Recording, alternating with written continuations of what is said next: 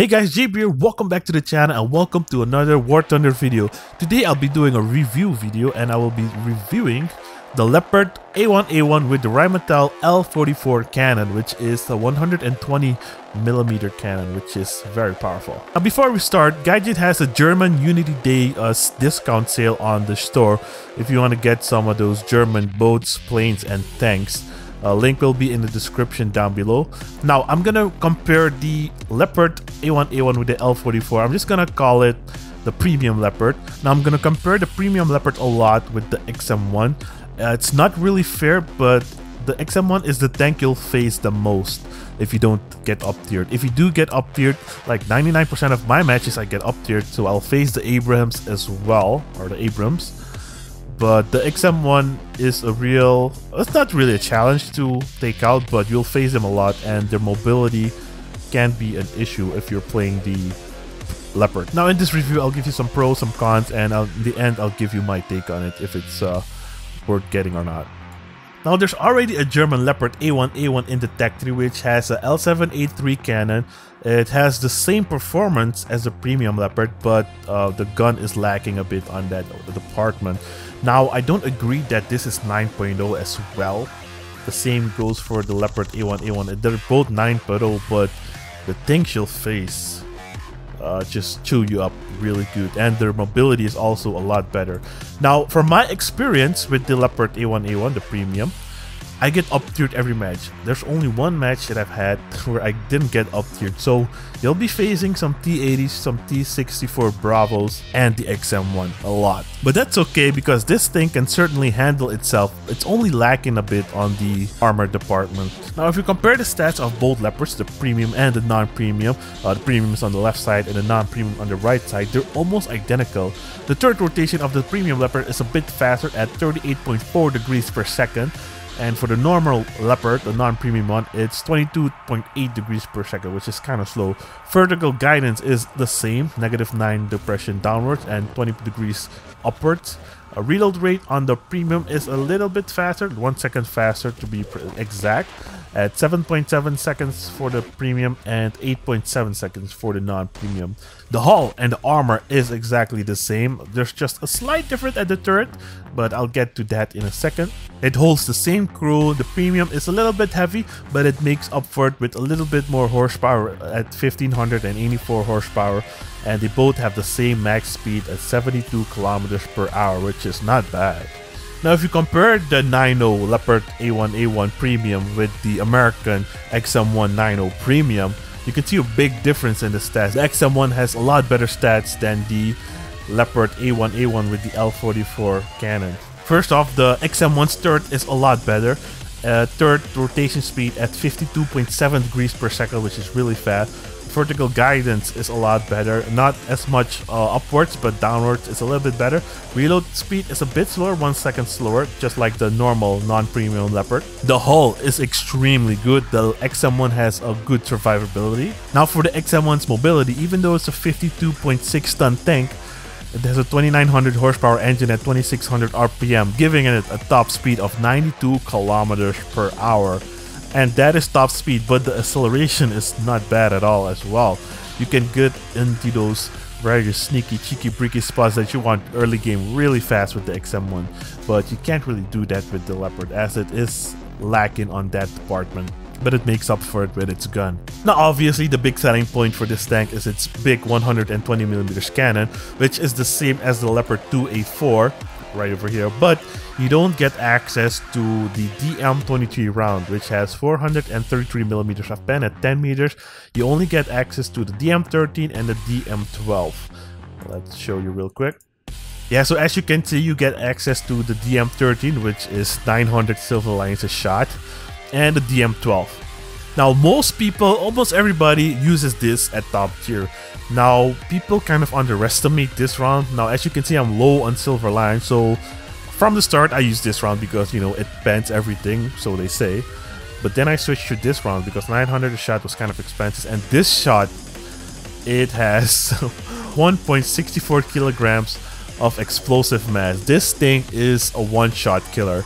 especially if you're going against those Russian tanks. Even the XM1 and the Abrams, If you shoot it right, lower glacis, the turret cheek sometimes, you can one-shot that tank, which is pretty crazy for a shell. Now the only downside with the Heat FS round is you can't shoot through bushes, you can't shoot through fences, you can't shoot through buildings, you can't shoot through any obstacle on the map, which is kind of annoying. But with the DM13 you can't shoot through anything except for the houses that are indestructible. So in most situations you do want to carry a couple of DM13s and for sniping some DM12s. Now a trick I'll show you guys. As you can see, the storage ammo is in the front and the ready ammo is in its turret.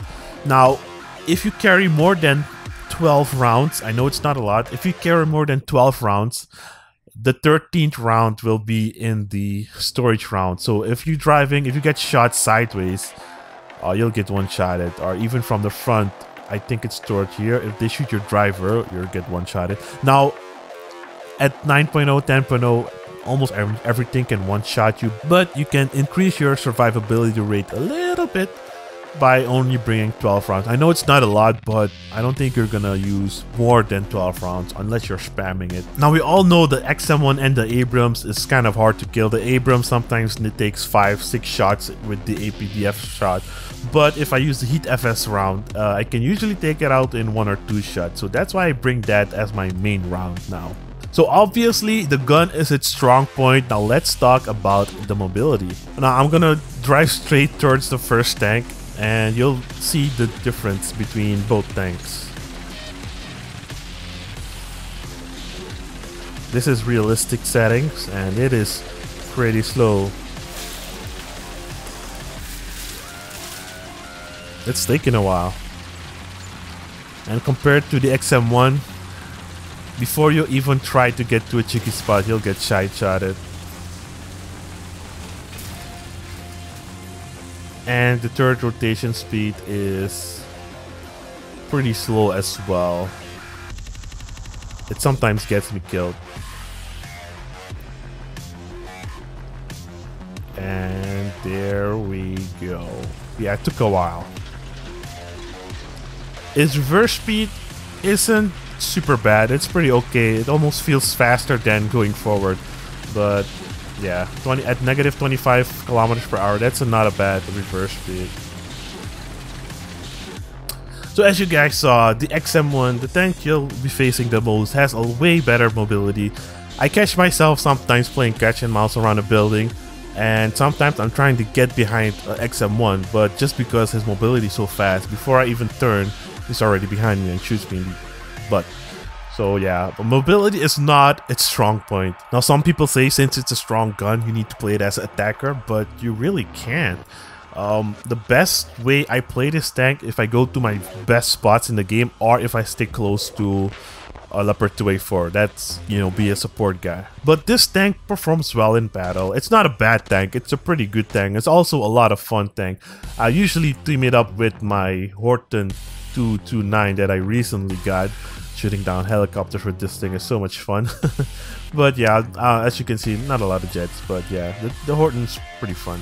Now, is this tank worth getting? Well, in my opinion, yes. If you are like me and you still need to research so many German tanks, especially the 2A4, then yeah, it's a really good tank. It's at 9.0, it's not the best battle rating, but if you team this up with the normal Leopard A1A1 and maybe the KPZ, you know, you can grind these vehicles out really fast. It's just that I've been grinding other nations simultaneously, so that's why I don't have these yet. Now, if you're getting this because you're new to the game and you want to start playing top tier immediately, then don't get it because you're gonna get wrecked. Top tier is not easy. I mean, it's easy for experienced player, but if you're new to the game, you're gonna get one-shotted and you'll just perform badly and you'll hate the game, you'll hate the tank, but it's not the tank. It's a skill level you gotta build up from tier 1 to tier 6.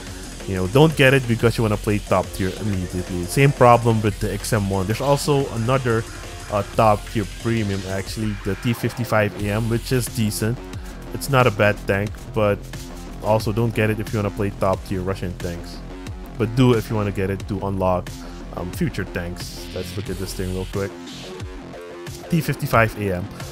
It's nothing special, but it's okay. It's pretty fast. It has a good gun, good armor, good mobility. It's decent at everything actually. Now people say this is a really good tank because you barely face the top tier tanks, but as I said before, I get matched up against Abrams and the T-80s a lot. Now, is it worth the price? In my opinion, not really. If it was maybe $10 or $20 cheaper, it would be great. But, you know, the XM1 is worth the price. It has everything. You know, the T-55 is okay-ish. It's an okay tank. It's nothing too special. But with this, it's a great tank. Don't get me wrong. It's a lot of fun to play. I enjoy playing it. But for the price, the XM1 has a lot more survivability. Now, people may argue, of course, just from my experience, yes, you can kill the XM1 in one shot, but the XM1 can also kill you in one shot. But the XM1 has a lot higher survivability rate. But that's just my opinion and my experience with the matches I've had. But overall, it's a really good tank. Like I said, you should definitely get it. But if you want to get it to get the other tank, like for me, I have a long road ahead of me. So yeah, getting this is actually kind of good because I can compare it up with my other tanks where I'm at now and then just have some fun. Now, I hope this review was helpful for you guys. If I missed anything, leave them in the comment section down below. I am not a tank expert. I am not a war veteran. I've never competed in battle or whatever. I am just playing War Thunder and I'm trying to make videos for you guys. Hope you guys did enjoy this and I'll see you guys in the next one. Have a great day. Peace out. Yeah.